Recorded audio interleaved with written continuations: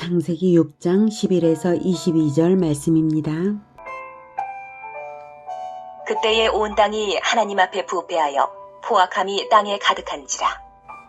하나님이 보신즉 땅이 부패하였으니 이는 땅에서 모든 혈육 있는 자의 행위가 부패함이었더라. 하나님이 노아에게 이르시되 모든 혈육 있는 자의 포악함이 땅에 가득하므로 그 끝날이 내 앞에 이르렀으니 내가 그들을 땅과 함께 멸하리라.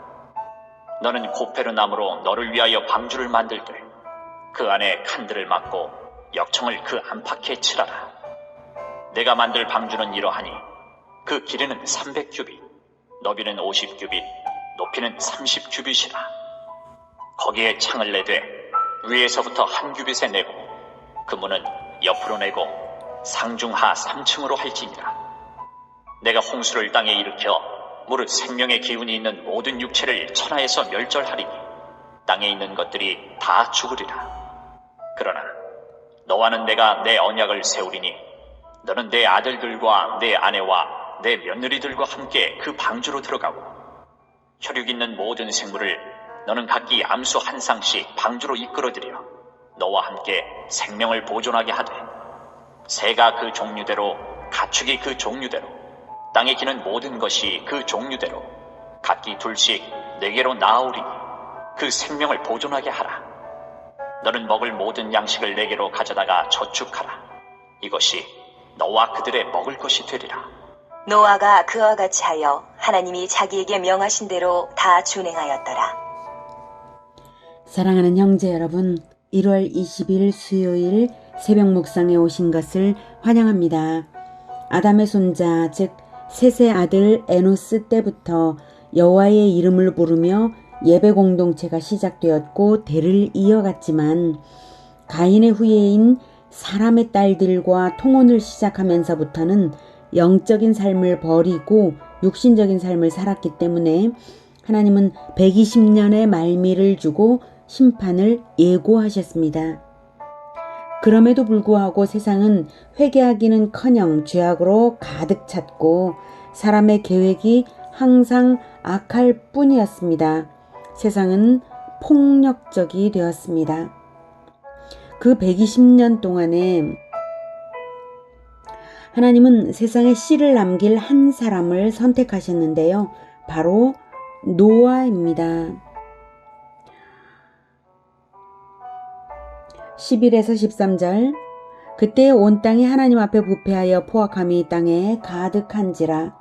하나님이 보신즉 땅이 부패하였으니 이는 땅에서 모든 혈육 있는 자의 행위가 부패함이었더라.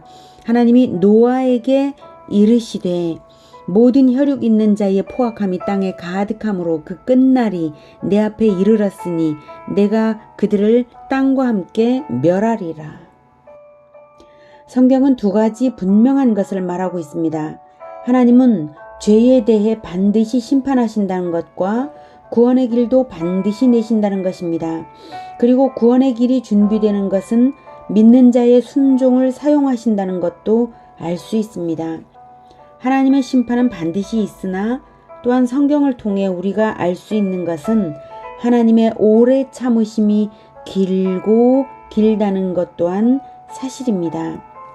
13절에 그 끝날이 내 앞에 이르렀으니 내가 그들을 땅과 함께 멸하리라 라고 노아에게 말씀하셨지만 3절에서 이미 선언하신 바와 같이 멸절을 결단하신 때로부터 120년의 시한을 회개의 기회로 남겨놓으셨다는 사실입니다.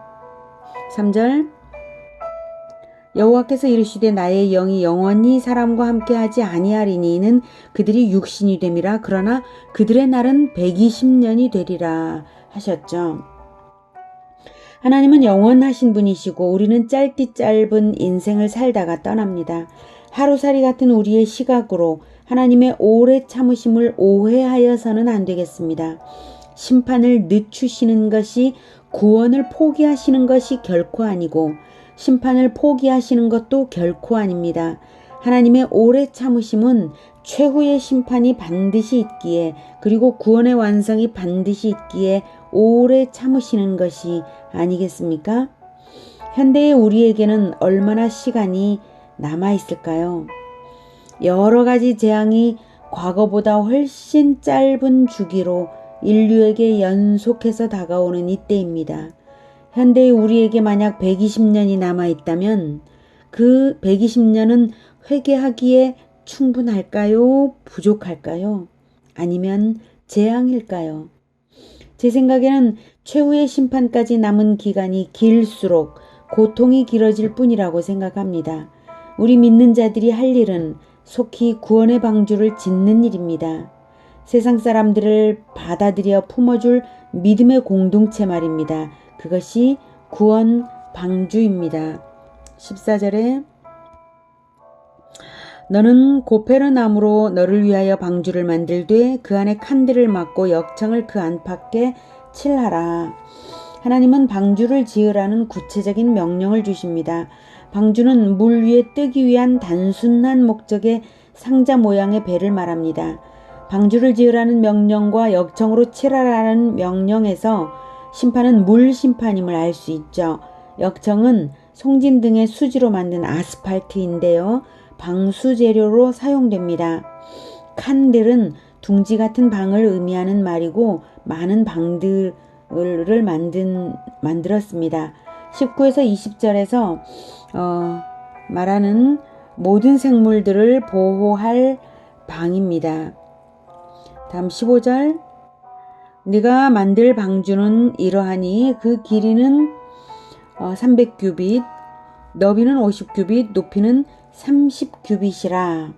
한 규빗은 45.6cm이고요. 환산하면 방주의 규모는 길이가 136.8m, 너비는 22.8m, 높이는 13.68m가량의 큰 배입니다. 이 정도 배의 용량은 32,800톤이 된다고 합니다. 노아 가족과 많은 동물들과 그들의 식량을 적재하는 데에 충분하도록 만든 것이죠. 16절 거기에 창을 내되 위에서부터 한 규빗에 내고 그 문은 옆으로 내고 상중하 3층으로 할지니라. 방주는 3층으로 되고 3층에는 여러 개의 창문이 있습니다. 17절 내가 홍수를 땅에 일으켜 무릇 생명의 기운이 있는 모든 육체를 천하에서 멸절하리니 땅에 있는 것들이 다 죽으리라. 이렇게 예고하신 홍수를 실제로 보내시는데요. 홍수 심판의 역사적 증거가 지구상의 지층과 화석으로 남아 있습니다.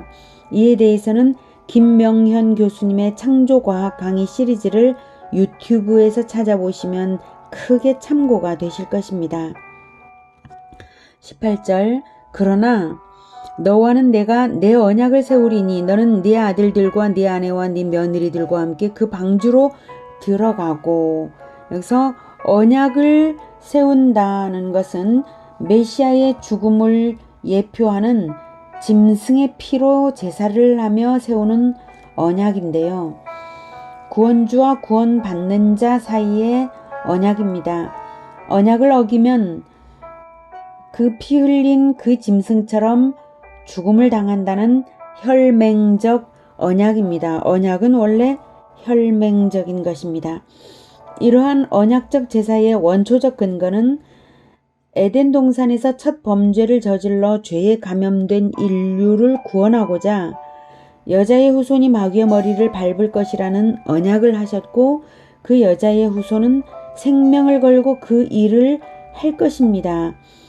그래서 그것을 예표하는 것으로서 제사를 주신 것입니다.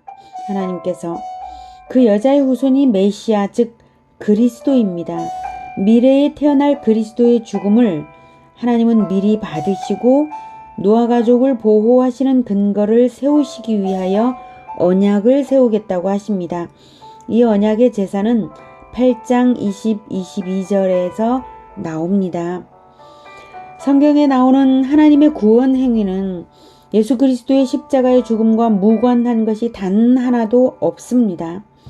그리스도 이전에 살았던 인류는 짐승의 피로 예표되는 믿음의 제사를 받으심으로써 그리스도의 대속적 죽음을 과거, 현재, 미래의 모든 믿는 자들에게 소급하여 적용하신 것입니다.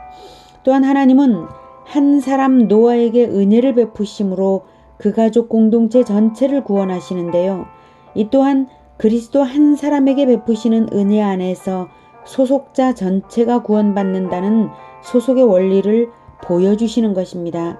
19, 20, 21절 혈육 있는 모든 생물을 너는 각기 암수 한 쌍씩 방주로 끌어들여 너와 함께 생명을 보존하게 하되 새가 그 종류대로 가축이 그 종류대로 땅에 기는 모든 것이 그 종류대로 각기 둘씩 네개로 나아오리니 그 생명을 보존하게 하라.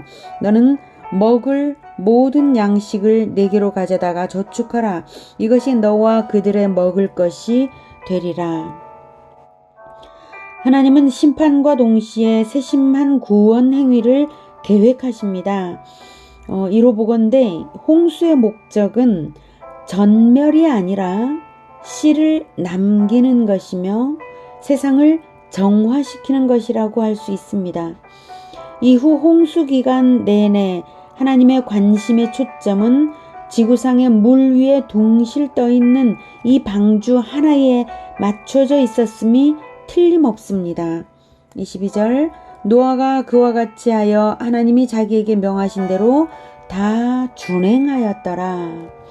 노아가 이 명령을 받은 때에는 세 아들들이 태어나 결혼을 한 이후이므로 노아 나이 500세 이후이고 홍수는 그가 600세에 왔습니다. 노아는 길게는 거의 100년 가까이 방주를 지으며 모든 명령을 준행했습니다.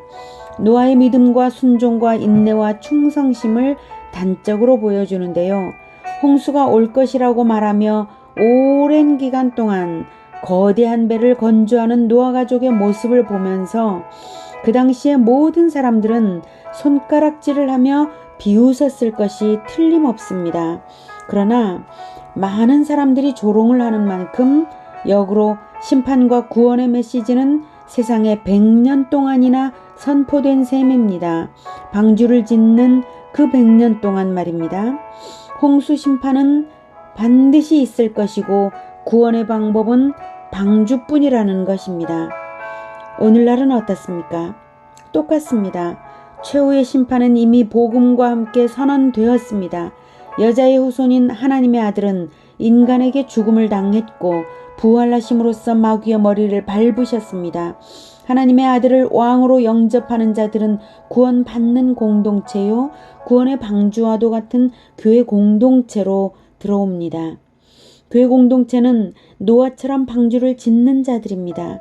다시 오실 예수님을 기다리며 교회 공동체를 세워가는 것 그 자체가 우리의 구원 방주입니다. 하나님은 오래 참으시지만 심판과 구원을 결코 포기하지 않으시고 때가 되면 전 우주적으로 실행하실 것입니다. 노아는 목수일을 하며 준행했다면 우리는 전도와 교회 공동체 예배로서 구원 방주를 지어가는 것입니다. 우리의 한결같은 순종으로 준행함으로 더 많은 사람들이 구원받기를 소망하며 축복합니다. 기도하겠습니다. 하나님, 노아를 부르셔서 씨를 남기기 위하여 120년 동안이나 100년 동안이나 방주를 짓게 하신 하나님이십니다.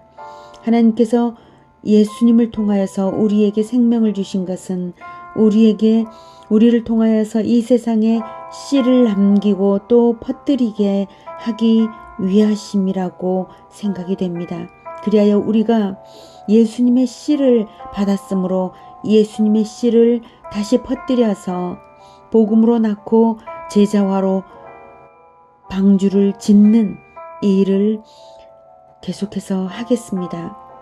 노아가 100년 동안 방주를 지은 것처럼 우리도 그런 마음으로 부지런히 쉬지 않고 구원 방주를, 교회 공동체를 계속해서 세워가는 성실한 충실한 일꾼들이 되게 주님 우리를 복 주시옵소서.